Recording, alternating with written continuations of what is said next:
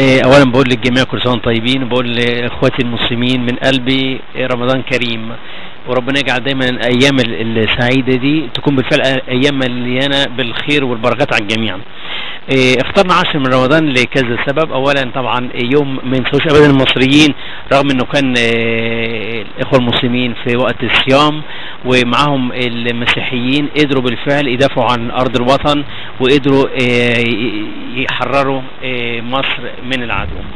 الحاجه الثانيه لقينا يوم بالفعل يناسب الجميع، ويوم نقدر نعبر فيه عن حبنا مع اخواتنا المسلمين.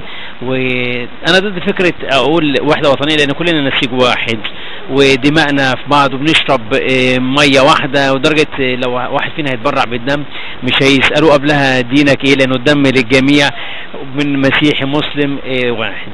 فبطلب من الجميع بالفعل في هذه المناسبة الإفطار ما يكونش هو حاجة روتينية وسورية، قد ما تكون حاجة بالفعل طالعة من القلب، وكل واحد فينا يقدر يحس بالفعل المحبة دي وينشرها للآخرين. يعني أنا أشعر اللي أنا عشته النهاردة مع إخواتي مع الجميع هقدر هعبر عنه لناس كتيرة جدا بالفعل من قلبي، وفي كل مكان هقوله وأقول إزاي إن المحبة أقوى شيء، واللي زي ما اللي اخترنا العنوان النهاردة المحبة.